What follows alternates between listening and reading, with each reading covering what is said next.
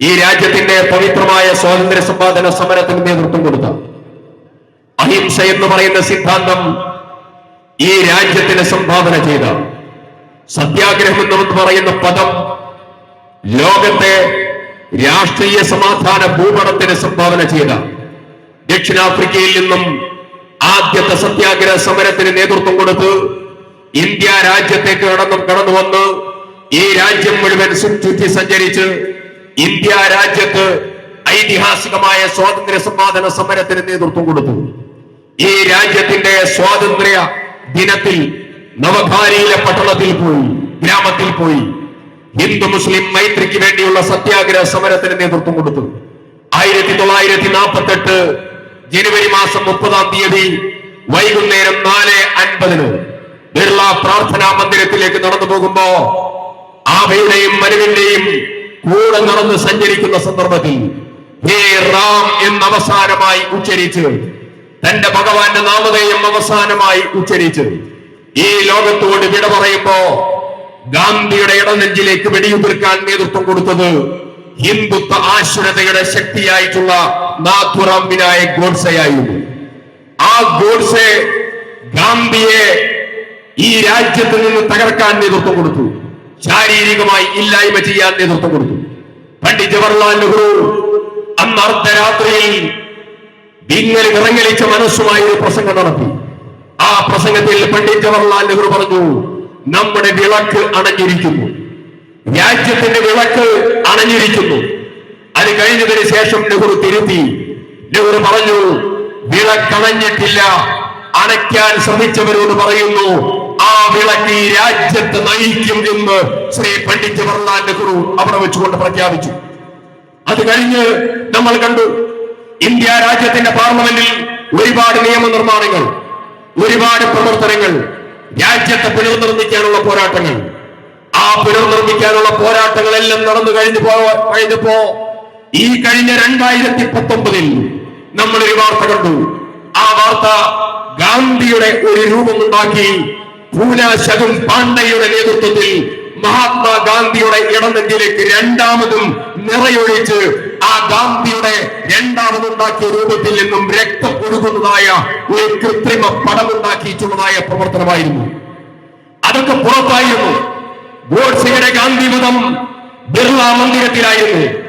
പൂന ശകുൻ പാണ്ഡെയുടെ ഗാന്ധിവധം മറ്റൊരിടത്തായിരുന്നു. പക്ഷെ ഇന്ത്യ രാജ്യത്തിന്റെ പാർലമെന്റിൽ നടന്ന ഗാന്ധി വധമാണ് മഹാത്മാഗാന്ധി ഗ്രാമീണ തൊഴിലുറപ്പ് പദ്ധതിയുടെ പേരുമാറ്റൽ പ്രക്രിയയിലൂടെ ഈ രാജ്യത്തിന്റെ പ്രധാനമന്ത്രി നരേന്ദ്രമോദിയും കൂട്ടാളികളും നിർവഹിച്ചത് എന്ന കാര്യത്തിൽ യാതൊരു തർക്കവുമില്ല. അവിടെയാണ് നമ്മൾ ശ്രദ്ധിക്കേണ്ടത്. രാജ്യത്തിന്റെ രാഷ്ട്രപിതാവിന്റെ നാമധേയം മാറ്റാൻ രാജ്യത്തിന്റെ പാർലമെന്റിൽ ഒരു നിയമനിർമ്മാണത്തിന് നേതൃത്വം കൊടുത്തു. രാജ്യത്തിന്റെ രാഷ്ട്രപിതാവിന്റെ നാമധേയം മാറ്റുക. കോൺഗ്രസ് ഭരിച്ചപ്പോ ഇന്ത്യ രാജ്യത്തിന്റെ പാർലമെന്റിൽ ഒരുപാട് നിയമനിർമ്മാണങ്ങൾ നടന്നു.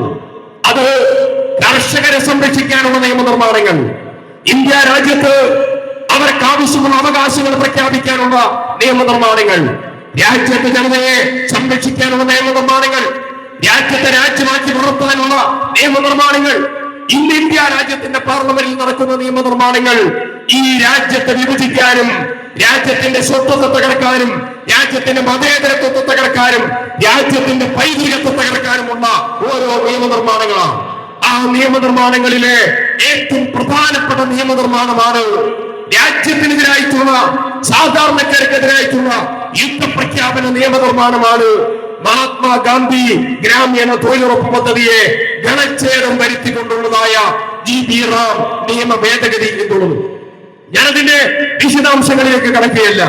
നരേന്ദ്രമോദി കടന്നു വന്നപ്പോ ഓരോ വർഷവും ഈ ഓരോ ബഡ്ജറ്റ് അലോക്കേഷൻ എല്ലാ വർഷവും 10,000 കോടി, 25,000 കോടി, 35,000 കോടി ഓരോ വർഷവും തൊഴിലുറപ്പ് പദ്ധതിക്കുള്ളതായിരിക്കുന്ന പണം വെട്ടിച്ചുരുക്കലായിരുന്നു. അവിടെ മാൻഡേറ്ററി ആയിരുന്നു സെൻട്രൽ ഗവൺമെന്റ് ഉത്തരവാദിത്വം. ഇന്ന് ആ ഉത്തരവാദിത്വം മാറി. ആ ഉത്തരവാദിത്വം മാറ്റി മാച്ചിങ് ഗ്രാൻഡായി പ്രഖ്യാപിച്ചു. സ്റ്റേറ്റ് വിടണം, കേന്ദ്രം വിടണം. നമ്മൾ ഒരു കാര്യം ഈ കേരളത്തിൽ പ്രഖ്യാപിക്കുന്നു, നരേന്ദ്രമോദി തന്നില്ല എങ്കിലും 2026 മെയ് മാസം വന്നാൽ, പിണറായി വിജയൻ തന്നില്ലെങ്കിലും ഗ്രാമീണ തൊഴിലുറപ്പ് പദ്ധതിയെ അതേപോലെ സംരക്ഷിക്കാൻ കേരളത്തിൽ കോൺഗ്രസും UDF ഉണ്ടാകുമെന്ന് ഉത്തരവാദിത്വത്തോടുകൂടി പ്രഖ്യാപിക്കാൻ ഈ സമയം വിനിയോഗിക്കുകയാണ്. ലോകം കണ്ട ഒരുപാട് പദ്ധതികളുണ്ട്. ഈ ഗ്രാമീണ തൊഴിലുറപ്പ് പദ്ധതി കേവലം ഒരു പദ്ധതിയല്ല. ഗ്രാമസ്വരാജ് സ്വപ്നം കണ്ട് ഇന്ത്യ രാജ്യത്തെ ദാരിദ്ര്യ നിർമ്മാർജ്ജന പദ്ധതികൾ സ്വപ്നം കണ്ട ഗ്രാമസ്വരാജിന്റെ ശില്പിയായ മഹാത്മാഗാന്ധി, ആ മഹാത്മാഗാന്ധിയുടെ നാമധേയം വെറുതെ അവിടെ തുന്നിച്ചേർത്തതല്ല. ആ തുന്നിച്ചേർത്ത ഗാന്ധിയുടെ നാമം ഇന്ത്യൻ പാർലമെന്റിൽ പുനഃസ്ഥാപിക്കുന്നത് വരെ നമുക്ക് ഉറക്കമില്ല എന്നുള്ളത് യൂത്ത് കോൺഗ്രസിന്റെ സംസ്ഥാന അധ്യക്ഷൻ ഇവിടെ വെച്ചുകൊണ്ട് പ്രഖ്യാപിച്ചു. അതുകൊണ്ട് വളരെ കൃത്യവും ആധികാരികവുമായി പറയുന്നു, ലോകം കണ്ട ഏറ്റവും വലിയ ദാരിദ്ര്യ നിർമ്മാർജ്ജന പദ്ധതി ഏത് എന്ന് ചോദിച്ചാൽ ലോകത്തൊരു രാജ്യത്തും ഇതുപോലെ പദ്ധതി കടന്നു വന്നിട്ടില്ല. പാവങ്ങളെ തലോടാൻ, പാവങ്ങളെ ചേർത്ത് നിർത്താൻ, അവരുടെ മക്കളെ പഠിപ്പിക്കാൻ, അവർക്ക് ഭക്ഷണം കൊടുക്കാൻ, അവർക്ക് അരി വാങ്ങാൻ, അവർക്ക് സാധന സാമഗ്രികൾ വാങ്ങാൻ, അഭിമാനത്തോടുകൂടി ജീവിക്കാൻ അതിലേറിയ പങ്കും സ്ത്രീകളാണ് എന്ന കാര്യത്തിലും നിങ്ങൾക്ക് തർക്കം വേണ്ട. ലോകം കണ്ട ഏറ്റവും വലിയ ദാരിദ്ര്യ നിർമ്മാർജ്ജന പദ്ധതി ഏത് എന്ന് ചോദിച്ചാൽ ആ പദ്ധതിയുടെ പേരാണ് മഹാത്മാഗാന്ധി ഗ്രാമീണ തൊഴിലുറപ്പ് പദ്ധതി. ആ പദ്ധതിയെ തകർക്കാൻ നരേന്ദ്രമോദിയല്ല 1000 കോടിമാർ ശ്രമിച്ചാലും അതിനെ തെരുവിൽ നേരിടും എന്ന യൂത്ത് കോൺഗ്രസിന്റെ പ്രഖ്യാപനം ഉയർത്തിപ്പിടിച്ചുകൊണ്ടാണ് ഈ സമരകാഹള പരിപാടിക്ക് നേതൃത്വം കൊടുത്തിരിക്കുന്നത്. ഈ പരിപാടിയെ മുക്തകണ്ഠം അഭിനന്ദിക്കുന്നു. ഈ പോരാട്ട വീര്യത്തെ മനസ്സു നിറഞ്ഞ് അഭിനന്ദിക്കുന്നു. ഈ പോരാട്ടം തെരുവുകളിലേക്ക്, ഗ്രാമങ്ങളിലേക്ക് കൊണ്ടുപോയി കേരളത്തിലെ ജനതയെ മുഴുവൻ സമരത്തിന്റെ പരമ്പരയിൽ കോർത്തിറക്കി നമുക്ക് ഒരുമിച്ച് മുന്നോട്ട് പോകാം എന്നുകൂടെ പറഞ്ഞുകൊണ്ട് അവസാനിപ്പിക്കുന്നു. അഭിവാദനങ്ങൾ യൂത്ത് കോൺഗ്രസിന്റെ സംസ്ഥാന അധ്യക്ഷനും ഭാരവാഹികൾക്കും അതുപോലെ പ്രിയപ്പെട്ട ശ്രീ PV ശ്രീനിവാസനും എല്ലാവർക്കും അഭിനന്ദനം ഏർപ്പെടുത്തുന്നു. അഭിവാദനങ്ങൾ. ജയ് ഹിന്ദ്.